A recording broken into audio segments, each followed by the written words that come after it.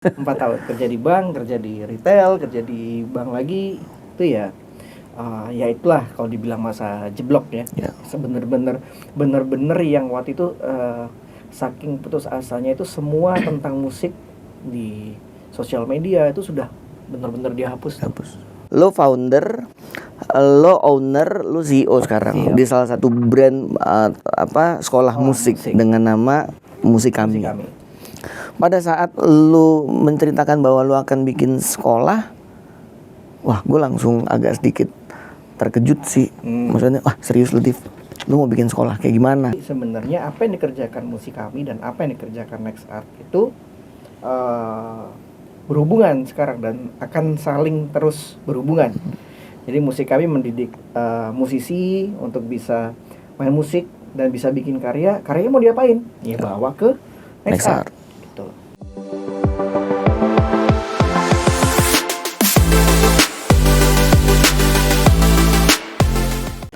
Halo Sobat Art, kembali lagi di Next Podcast kali ini bersama saya Yoga. Gue baru sekali ini nih podcast.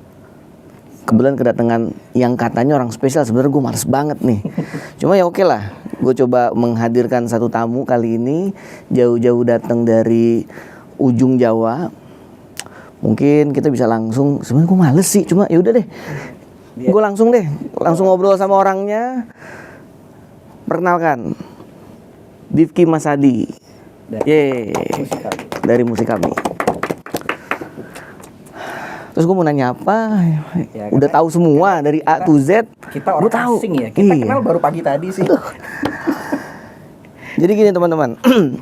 Jadi kalau mau diceritain Difki ini agak sedikit panjang sih. Cuma singkatnya adalah dulu sekitar tahun berapa ya Div ya? 2019, 2020. Enggak, sebelum itu kita kenal awal. 2014 tiba-tiba satu manusia cupu krik datang dari daerah mau sekolah audio recording. Kebetulan waktu itu buka sekolah audio recording namanya AMTC, Andia Junior Music Class. Kebetulan salah satu murid pertamanya adalah Difki. Nah perjalanannya nanti seperti apa? Nah ntar gue mau tanya nih Div. Oke. Dulu sih cupu, sekarang pangkatnya beda. Sekarang dulu ya kalau diceritain masih belum ada pangkatnya ini. Masih 3 nih. Salah satunya kalau mau dijelasin, Difki ini adalah sekarang founder dari salah satu brand musik, brand sekolahan di Banyuwangi dengan nama Musik Kami. Dia sebagai owner juga, dia sebagai CEO juga. Nah ini beda level nih kita ngomong sekarang Div. Gue jadi gak enak sebenarnya sih. Cuma ya udahlah. Ini karena gue dipaksa dan harus terpaksa ke sini ya. Oke lah. Tiba-tiba dia kucuk-kucuk datang ke sini, gue minta di podcast gitu. Oh, ya oke deh sip. Dan hostnya harus beda ya. Hostnya harus beda. Nggak seperti biasa di di next podcast sebelumnya. Ini mungkin kita agak menceritakan perjalanan dan ya pokoknya banyak lah. Ganti Baica dong, boleh nggak? Mana Ica mana? Cak, gantiin Cak. Oke nih Dev, ini agak serius nih Dev. Gue nanya nih. Oke. Di sini pertanyaan sih, gimana kabarnya, lagi sibuk apa? Gue tahu semua ini maksudnya. Gue tahu semua nih. Ini ngapain gue tanya? Tapi ya udahlah, pertanyaannya gitu. Lo kabarnya gimana, Dim? Alhamdulillah. Oke, sip. Bisa sampai Jakarta, bisa sampai ketemu Mas Yoga, bisa ketemu tim Next Art semua di sini dalam keadaan sehat. Alhamdulillah.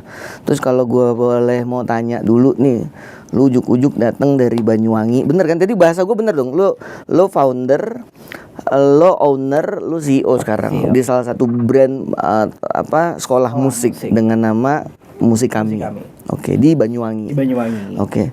Terus lu ngapain kesini? Kan gitu pertanyaannya. Exclusively ya kan. Sebenarnya pingin sambang ke Next Art aja. Oh, sambang. Ya kalau sambang itu pasti ada maksud dan tujuan dong. Ya. Terutama pingin sambang Mas Yoga, pingin tahu sehat apa enggak. Sudah sampai mana jabatannya? Kalau jabatan kan gue apalah. Ya, gini-gini aja. Beda sama. Ya gini lah. Ya, lu dulu sekarang kan. Oh men. Ini beberapa hari ada kunjungan di Jakarta itu pertama ingin mempersiapkan sebuah event yang akan musik kami akan bekerja sama dengan Next Art. Rencananya seperti itu ya. Oke. Seperti itu. Kita akan buat big event, ditunggu aja. Mudah-mudahan terlaksana dan ada beberapa silaturahmi dengan teman-teman di Jakarta. Ada juga sebuah bisa dibilang sebuah improvement buat musik kami, buat pengembangan juga. Oke. Jadi sehari-hari sekarang ngajar ya, jadi produser ya, bikin lagu ya. Lu bikin lagu masuk ke kita kan? Iya dong. Oke, sip. Ya kan? Udah berapa lagu lu masuk? Masih 14. 14 Bulan dengan depan album. Dengan perjanjian lu masukin ke sini hampir 500 lu waktu itu. 500. Oke, siap. Oke. Ini ya. Sip. Berarti lo sehari-harinya bergelut di dunia sekolahan, edukasi ya, edukasi dengan musik kaminya ini tadi. Oke. Terus pertanyaan nih, gue ikutin pertanyaan ini aja nih, Div ya. Apa nih? Oh, dia nanya tuh di sini nih. Kalau gue sih udah tahu, cuma gue ngulang doang. Nih sebenarnya ini Inca atau Next Art atau gue nanya, gue nggak tahu nih. Pertanyaan di sini ada asalnya dari mana? Oke, asal. Ini pertanyaannya kayak orang mau interview, gue heran nih. Coba silakan. Asal dari Banyuwangi. Oh, emang lo dari kampung kota Jawa Timur. Di situ bisa dibilang kota yang indah karena udah tinggal 30 menit dari Bali. Kalau cari pantai-pantai, suasana pegunungan, datanglah ke Banyuwangi. Kalau pengen tahu kebudayaan musik-musik etnik asli Indonesia, terutama Banyuwangi. Itu namanya apa kok di situ? Musik etniknya dari Banyuwangi? Di situ ada yang namanya kendang kempul. Kendang kempul tuh bunyi kendang kempul gitu berarti ya? Nah, itu ada juga yang namanya patrol. Di situ. Ada campur sari juga. Oh, ada. Ya. Tapi kalau kesenian yang di musik yang paling top di situ apa tuh? Kendang kempul sama patrol. Itu ada alat musik namanya mereka kalau sebut itu namanya klonceng. Klonceng seperti apa? Klonceng itu dia bentuknya kayak triangle. Oke. Tahu. Ting. Gitu. Kalau mereka bilang itu klonceng. Sama angklungnya beda sama angklung yang umumnya. Oke. Angklung yang sering banyak di Sunda tuh beda berarti? Beda. Oke, terus nih nanya lagi nih kan, gue udah tahu sebenarnya pertanyaannya. Kapan dan gimana sih proses awal Difki Mas Hadi ini ketemu di tong sampah kayak kucing goter gitu, lagi kena air? Coba fiksi gimana lu di dunia musik ini dari mana awal? Oke, dunia musik awal. Aku bukan dari keluarga musisi. Oke, terus tiba-tiba lu bisa jadi musisi? Dulu ceritanya si ayah ini zaman kuliahnya dia dia suka dengerin musik. Dengerin musik yang zaman dulu tuh dia harus datang ke suatu tempat di Surabaya, dia dengerin musik-musik barat. Toko musik berarti kurang lebih toko kaset. Tapi dia ada kayak ya biasa gitu zaman dulu gitu. Temennya itu main band. Temen-temennya main band dan dia nggak bisa main alat musik. Setelah dia nyesel, akhirnya dia bilang anak-anak harus bisa main musik. Lalu mulai dari TK itu sudah main musik, main pianika, main keyboard. Tapi mulai serius main musik, ngeband itu SMP kelas 2. SMP kelas 3 udah bikin lagu. Oh, kelas 3 sudah bikin lagu? Kelas 3 udah bikin lagu, udah ngeband. Udah bikin 3 lagu tuh waktu itu. Kita rekaman di studio lokal. Belum tahun berapa? Tahun 2006. 2006 lo tuh kelas berapa tuh? Kelas 3 SMP. 3 SMP. Berarti Tuhan lu ketimbang gua ya? Iya dong. Lu 2006 kelas 3 SMP. Gua enggak masih kelas 6 SD tuh waktu itu. Iya. Terus di situ SMP udah bikin lagu, tapi waktu itu masih medianya tuh pakai radio. Maksudnya medianya gimana? Apakah lagunya lo nih dikenal? Itu masih lewat radio. Berarti waktu pas bikin lagu itu nggak diproduce di CD atau di kaset? Ada juga. CD ada. Tapi untuk kalangan terbatas. Iya. Cuman kala itu ketika berpikir mau serius di musik nih bisa sampai dapat panggung dan lain-lain, itu kan harus label zaman itu. Jadi bentuk usaha kita waktu itu ya radio-radio. Ya. Karena di radio waktu itu support banget sama musik lokal dan mereka bikin chart. Chart lokalnya mereka di sana. Oke. Nah, waktu itu ya alhamdulillah dapat bisa paling tinggi itu masuk 10 besar chart top 10 mereka kala itu. SMA festival, zaman-zaman festival adu skill, gitu kan. Nah setelah SMA ini mulai berpikir nih, ntar lagi kuliah keluar kota nih, nggak di Banyuwangi lagi nih, ke Malang atau Surabaya. Harus mulai berpikir, kayak stop deh festival. Harus bikin karya. Waktu itu, makanya waktu kuliah ditawarin manggung kafe ini itu, emang waktu itu nolak.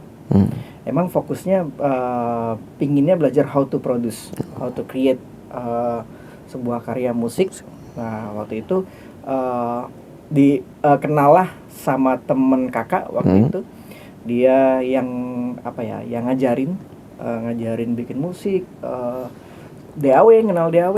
Itu berarti di SMA, lu kenal DAW itu di SMA? Kuliah. Oh di kuliah, oke. Kuliah, habis itu sudah mulai ninggalin keyboard workstation, udah mulai ganti controller. Atau apa tuh dulu waktu awal kuliah DAW-nya? DAW dari awal belajar sampai sekarang pakai Ableton Live. Jadi Sobat Art, DAW itu adalah Digital Audio Workstation, itu kayak software untuk rekaman. Jadi kalau umumnya orang bisa pakai Cubase atau lu pakai Ableton, Pro Tools dan sejenisnya. Oke, terus dengar dari cerita lo ini SMP itu lo masih hobi-hobian dong berarti hobi-hobian. Sampai SMA. Berarti mulai lo menanamkan bahwa ini jadi passion lo itu di kuliah dong berarti. Oke. Berarti pertanyaan yang ini udah kejawab nih guys. Ini soalnya ada pertanyaan, Difki itu passion atau hobi? Kan? Kalau dibilang passion tuh mulai SMP udah passion. Udah passion. Karena udah bikin. Tapi kan lo masih hobi-hobian kan? Kalau hobi-hobian sebenarnya juga. Enggak. Karena kita waktu itu secara tidak langsung kita sudah melakukan musik bisnis. Contoh misalkan kita sudah berani promokan itu ke kepala sekolah. Waktu itu ingat banget namanya Pak Rifai. Terima kasih Pak Rifai, kepala sekolah SMP 1 Benteng. Masih ada? Itu masih ada. Itu dia yang support banget sama karya-karya.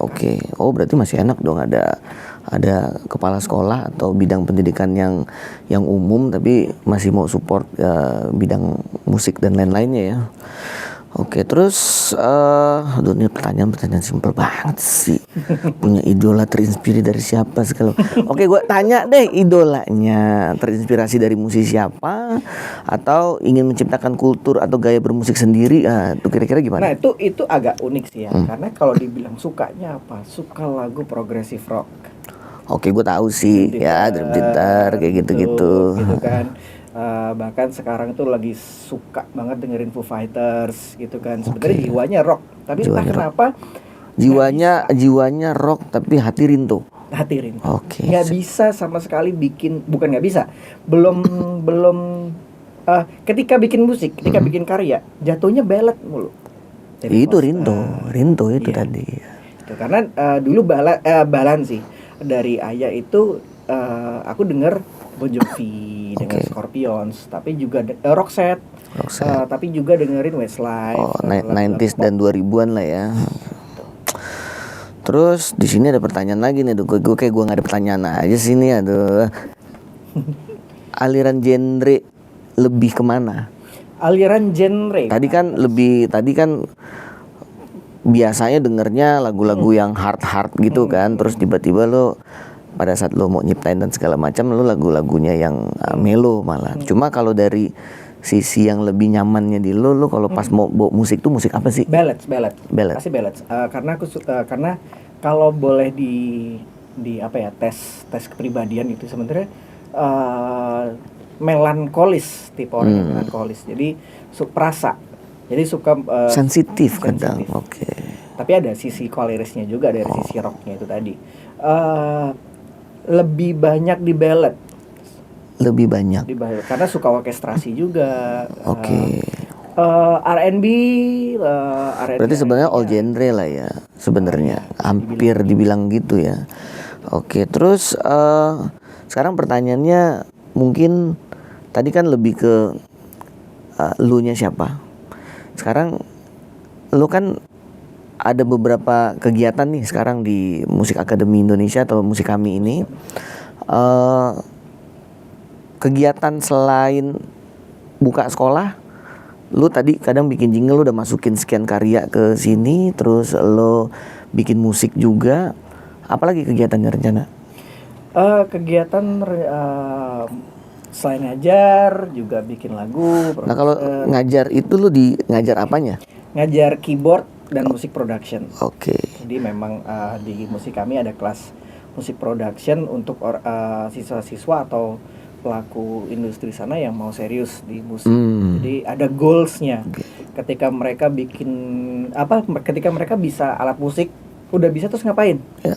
Itu kejadian kayak waktu zaman gue dulu tuh. Dulu jualan alat audio recording segala macam, ya udah jualan. Tapi kita nggak pernah ngasih gambaran atau goalsnya nanti mereka mau jadi apa kan, karena kita juga nggak tahu juga kan. Ya, kita jual, contohnya dulu kayak Mas Yoga, kita jualan sound card nih, kita jualan DAW. Kita emang pernah jualan bareng ya? Itu nanti ada sesinya. Oke, terus lanjut. Enggak, kita baru kenal tadi pagi. Oh iya, tadi pagi. Ya kan, terus jualan DAW, bikin karya, terus mau diapain karyanya? Iya. Kalau zaman dulu kan harus ke label nih. Iya. Kita kirim pakai amplop coklat. Ya, habis itu dibuang tong sampah. Kita kirim di label itu tumpukannya sudah beribu gitu, terus si tim labelnya ngambil cuman gitu. Ya udah beruntung. Oke, panggil. Masih banyak lagi yang pesaingnya yang harus digeser. Itu emang real terjadi. Nah mungkin zaman sekarang salah satunya ya mungkin label masih perlu ya untuk beberapa poin. Tapi di saat sekarang kan dengan adanya musik agregator, apalagi kayak kita nih sekarang musik agregator lokal yang orang seorangan pun bisa masukin karyanya sendiri tanpa harus pusing kan ya. Dan bisa ya mudah-mudahan lagunya bisa menghasilkan, dapat hasil dari royaltinya juga gitu. Nah sekarang dari sisi penciptaan lagu nih kan lu juga memproduksi kan gitu, terus lu kadang ciptain juga. Hal yang tersulit apa pada saat lu menciptakan sebuah karya? Hal yang tersulit pasti ide awal ya. Ide awal. Kalau ide awal itu pada saat lu menciptakan lagu tuh, apakah lu tiba-tiba kan gini, kalau lagu itu untuk lo sendiri Yeah. lo tiba-tiba bikin jadi gitu kan, lo tinggal buka laptop lo tinggal bikin. Sekarang kejadiannya kan karena lo sudah ada komersialnya nih kan. Pada saat ada orang lo mau bikin lagu segala macam, tahap-tahapannya kayak apa? Apakah lo butuh satu ketemu dulu segala macam tuh, kira-kira tahapannya seperti apa? Pasti. Untuk di musik kami sendiri bisa untuk sebelum penggarapan lagu itu bisa sampai 2 kali workshop kita. Oke. Kita ngobrol, misal nih ada kafe nih. Ya, lu berarti jingle nih ya. Jingle. Oke. Bikinin jingle dong buat kafe ini. Oke. Yang datang biasanya pasarnya yang datang biasanya kalangan mana? Oke. Anak-anak, ibu-ibu, bapak-bapak, kakek-kakek, nenek-nenek, remaja gitu kan. Anak senja kah gitu kan. Ada ya anak senja tuh kayak gimana tuh? Itu redup gitu? Masa depan redup semua atau gimana anak senja tuh? Anak senja itu yang ya. Oleng-oleng ya. Oleng-oleng. Oke, sip. Itu anak senja. Nah, kita harus tahu dulu. Ya kan, kita breakdown lagi, kita breakdown dulu kita mau buat kayak apa sih gitu kan. Terus habis itu kafe buka jam berapa? Misalnya kafenya buka jam 10 malam sampai jam 4 subuh. Lu tahu dong kafe apa itu kan? Nah, itu gimana kira-kira tuh? Berarti yang cocok adalah jazz. Malamnya jazz, menjelang pagi dugem. Oke, terus karena kan di musik kami juga waktu itu kita pernah eksperimen gimana membuat musik suasana gitu kan. Musik ini kan nggak sembarangan. Oke, lagi tren koplo, ya udah bikin koplo semua gitu kan. Lagi tren ini bikin ini semua gitu. Tapi musik itu harusnya bernyawa kan. Karena musik itu rasa, musik itu drama gitu kan. Jadi musik jam 4 pagi itu kayak gimana sih? Ya kan? Musik jam 8 pagi, jam 12 siang tuh kayak apa sih?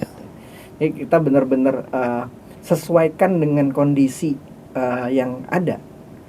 Bukan apa lagi yang rame nih, apa yang lagi ini. Oke, boleh untuk tujuan komersil marketing, ngikutin tren. Tapi akhirnya menghilangkan nyawa dari musik maksudnya. Maksudnya. Nah sekarang kalau gue mau nanya nih, kan perjalanan lu tadi lu ceritain nih dari lu SMP, lu bikin musik di kelas sekian, terus SMA, terus lu kuliah udah mulai nggak mau ngeband, ibaratnya ngamen lah ya, keliling-keliling, terus lu udah mulai memikirkan untuk cara gimana sih memproduksi suatu karya itu. Kalau misalnya lu bisa menceritakan sedikit pengalaman dalam perjalanan musik lu hingga saat ini yang menarik dan yang agak ya lu kacau lah di situ, suka duka gitu. Suka duka. Ya tentu ya dulu tahun 2013 sorry. Ketika lulus S1 itu sedikit ada pertentangan sama orang tua. Oh, sempat ditentang. Bukan ditentang, intinya orang tua begini. Kalau nggak kerja di bank mau makan apa? Standar. Okay. Standar. Itu kondisi standar. Walaupun sebenarnya orang mau jadi musisi mau jadi apa? Kan gitu biasanya kan. Sebenarnya nggak juga. Sebenarnya support. Orang tua support. Cuman ya tiba-tiba realistis aja, kalau nggak kerja di bank makan apa? Itu nggak mau deh. Nggak mau. Aku punya kemampuan. Harus harus aku kejar nih, punya mimpi. Ya udah sampai rumah diambilin kertas, udah mau nih apa? Oh, suruh gitu. Iya. Oke. Okay. Akhirnya nulis, aku mau jadi produser musik. Untuk jadi produser musik aku harus sekolah musik di sini. Kalau nggak ada biayanya, aku harus kerja di toko musik ini. Aku harus ketemu sama ini. Satu lembar full tulisan. Situ orang tua yakin berangkat. Akhirnya tahun 2014 berangkatlah ke Jakarta untuk sekolah waktu itu. Yeah. Ambillah musik production dan live sound engineer di SAE. Oke. Nah setelah itu udah sempat kerja sama Ran. Oke. Tunggu gulung kabel tuh ya. Terus habis itu tahun 2014 akhir balik ke Jawa Timur. Akhirnya dipaksa untuk realistis lah. Akhirnya jadi pegawai bank beneran. Sempat jadi pegawai bank beneran. Berapa lama? Walaupun gue udah tahu. Terus? 4 tahun. Oke, terus 4 tahun kerja di bank, kerja di retail, kerja di bank lagi. Itu ya itulah kalau dibilang masa jeblok ya. Bener-bener yang waktu itu saking putus asanya itu semua tentang musik di sosial media itu sudah bener-bener dihapus. Ya akhirnya yang kondisinya pas kita ketemu di Surabaya itu ya, itu titik balik kayaknya tuh ya. Titik balik tuh, nggak tahu tiba-tiba Tuhan kasih. Nih, tunggu dulu, ini ada satu fase yang hilang. Lu sekolah di tempat gue bikin sekolah sama almarhum Mandia Yunir dan Riozi kan. Lu daftar di situ, lu ngambil Mas almarhum Mandia Yunir ya. Nah baru dari situ lo balik ke Surabaya kalau nggak salah ya, lo balik ke Surabaya. Terus lu 2019, nah kebetulan dia sempat gabung nih waktu pas kita belum kerjasama. Kita bukan kerjasama, kita satu tim lah. Kita satu tim. Oh pernah, kalau kata kenal baru tadi. Satu tim, nah itu di tim itulah digembleng. Gua kopi dulu deh. Gembleng tapi itu sebuah berkah sih. Nah, kopi Padang. Kopi rasa Next Art. Iya, sip. Itu lo digembleng dengan kurun waktu 8 bulan ada ya? 8 bulan. Waktu itu memang ketika Tuhan kasih jalan, jangan disia-siain waktu itu ketika menjadi pegawai bank mikir pakai 2 otak, katakan waktu di Jakarta, salah satu itu di fase itu ini 16 otak berjalan semua. Harus jadi marketing, harus jadi bisnis, harus mikirin ketemu siapa, harus mikirin program apa. Ketika ketemu misalkan nih contoh ketemu Yovie Widianto harus ngapain, kita itu harus jadi waktu itu emang bener-bener jadi orang yang nekat, lincah lah intinya. Nah dari ilmu itu sekarang diterapin ke musik kami. Dan perjuangan 8 bulan itu cukup menyiksa lah ya. Enggak juga menyiksa batin, nggak usah ngomong lah. Ya kan? Baik, sip. Oke. Terus setelah itu lu bangunlah impian lu di Banyuwangi dengan membuka sekolah musik kami ini. Iya sih, lu banyak ceritakan pada saat lu mau out dari Jakarta juga. Ya, gue kan orangnya agak rusuh lah ya. Ibaratnya orang, ya gue juga lahiran Jakarta, lama di daerah Sumatera, kuliah di Jakarta. Buat gue orang yang balik ke kampung tuh ya lu gagal rantau kan gitu bahasanya. Gagal rantau. Difki yang dari Banyuwangi atau dari Surabaya nekat ke Jakarta, tiba-tiba udah digembleng pengalaman 8 bulan, tiba-tiba nyerah harus balik. Awalnya kan gitu, nyerah dulu dong ya kan. Lu nggak usah, udahlah, lu nggak usah ngomong. Cuma pada saat lu menceritakan bahwa lu akan bikin sekolah, wah gue langsung agak sedikit terkejut sih. Maksudnya, wah serius lu Div, lu mau bikin sekolah kayak gimana? Kalau lu bikin sekolah audio, siapa ya? Sedangkan orang daerah itu akan ke Jakarta gitu kan. Yeah. Cuma pada saat kesini lu sering diskusi ya, kita sama lah, kita berteman, kita diskusi segala macam, dan akhirnya lu mendapatkan satu titik kegiatan lu yang sebenarnya ini lo gue saat ini gitu kurang lebih ya. Betul ya, seperti lagu Frank Sinatra lah ya, My Way gitu kan. Okay. Akhirnya bisa membuktikan keraguan banyak orang gitu kan. Awalnya ke Banyuwangi lagi tes ombak, tes pasar gitu, ada aja yang bilang siapa sih orang Banyuwangi yang butuh edukasi tentang ini gitu kan. Betul.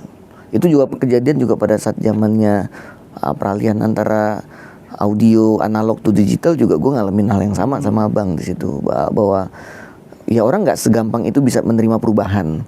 Tapi kalau lu nggak coba, mungkin dengan kondisi yang sama nih saat yang gue sekarang jalanin nih Div, memberikan edukasi ke musisi-musisi, bahkan gue minta kerjasama sama lu juga untuk yuk sama-sama yuk biar teman-teman dimanapun kita ajarkan mereka bahwa sebenarnya dunia digital tuh sekarang seperti ini loh, biar nggak salah langkah dan segala macam. Nah mungkin dari sisi musik kami juga kurang lebih sama kan, harus kita berani edukasi mereka juga. Sebenarnya apa yang sudah kita berdua laluin itu sebenarnya upgrading dari kita berdua gitu. Jadi sebenarnya apa yang dikerjakan musik kami dan apa yang dikerjakan Next Art itu berhubungan sekarang dan akan saling terus berhubungan. Jadi musik kami mendidik musisi untuk bisa main musik dan bisa bikin karyanya mau diapain? Ya bawa ke Next Art gitu.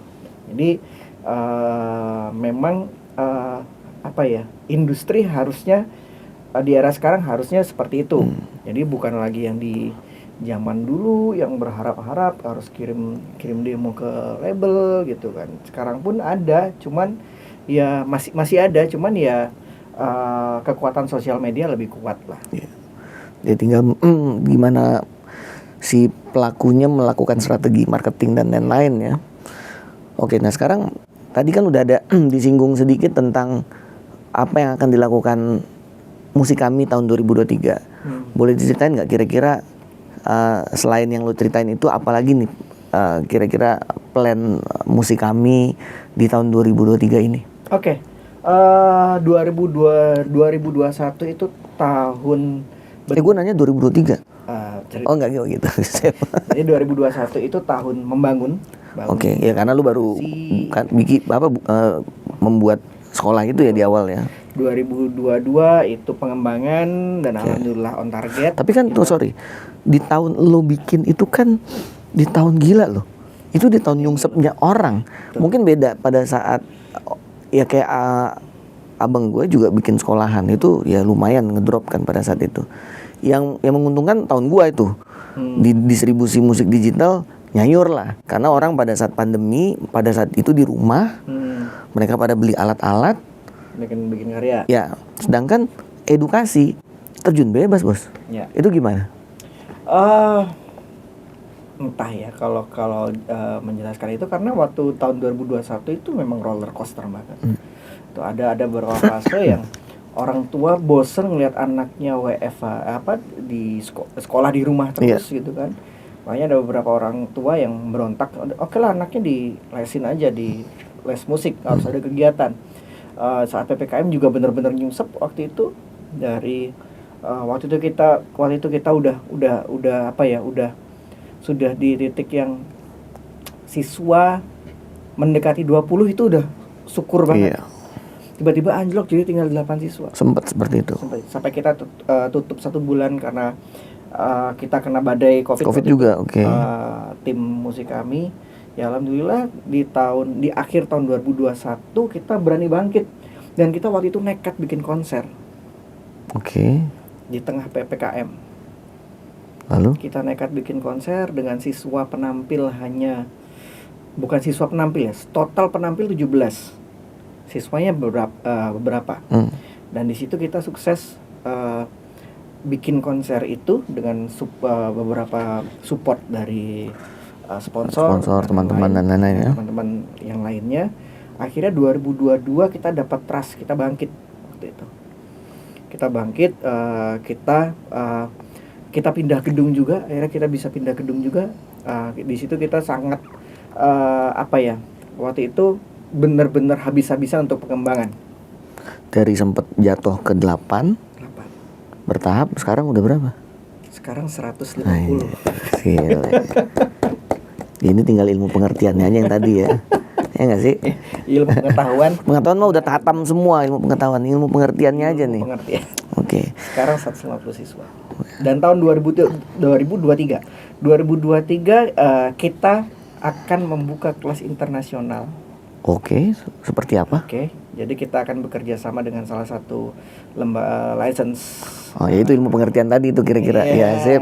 Oke. Juga Mas Yoga yang sudah nganterin gitu kan. Nganterin doang nih. Mana-mana gitu kan. Terus habis itu bulan Juli saya juga, musik kami juga bersama Mas Yoga juga akan membangun sistem sekolah yang nantinya akan diakses lebih mudah lagi. Lalu di tengah tahun nanti kan ada kami camp. Ya, itu mudah-mudahan nih. Mudah-mudahan terlaksana. Musik camp kita akan belajar musik lebih dalam tapi sambil have fun gitu kan. Di akhir tahun seperti biasa kita punya kami stage. Oke. Kami stage panggung buat anak-anak. Untuk si murid-murid ya, siswa.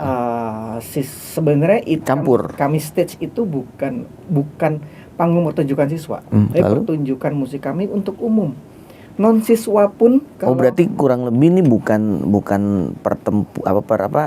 kayak festival antar siswa nih. Ini benar-benar kayak ya bukan ujian juga. Berarti ini menampilkan dari sisi siswa gitu konser ya. Konser siswanya tampil, yang non siswa pun misalkan ada penyanyi cilik nih dari SD ini bukan siswa musik kami, boleh dong tampil, boleh.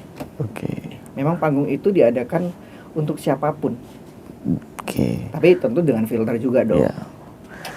Oke. Lalu setelah perjalanan tadi, Div, kan lu sekarang berproduksi segala macam. Kira-kira yang kepinginnya seorang Divki itu untuk berkolaborasi dengan siapa? Kalau misal dapat gambaran nih kan, yang gak usah muluk-muluk gitu. Kira-kira gambaran lu siapa yang lu pengen? Nggak muluk-muluk lah ya, Erwin Gutawa. Oke. Ya mudah-mudahan kan ya. Iya, namanya keinginan kan ya. Ini motivasi lah. Nggak ada yang nggak mungkin beneran. Divki dulu yang orang desa, orang kampung, orang genteng di Banyuwangi yang mandinya masih di kali gitu kan. Mainnya sepak bola gitu, bisa kesempatan ketemu sama Yovie Widianto, Adi Rianto, Ana Hermansyah. Banyak lah itu nggak ada yang nggak mungkin gitu. Ada aja jalannya gitu kan.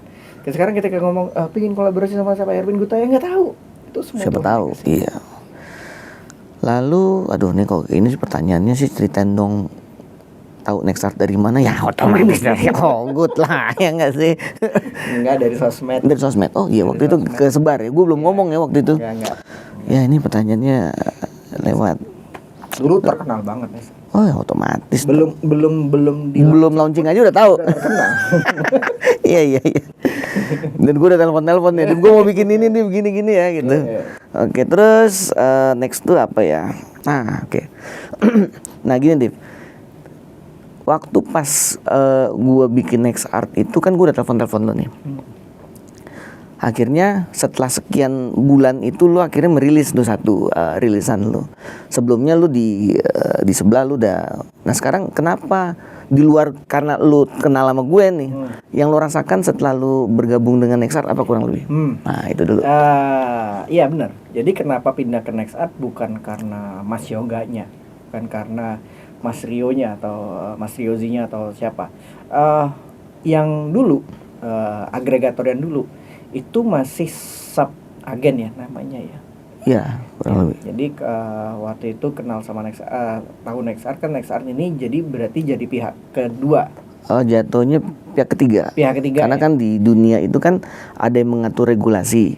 Pihak pertamanya pasti DSP dong. DSP. Ada pengatur regulasi dan ada pihak ketiga, kita lah si agregator. Di bawah itu adalah yang sub agent itu tadi. Sebelumnya ikut sub agent itu kita tidak dikasih dashboard. Oh, nggak dikasih dashboard. Ya, Okay.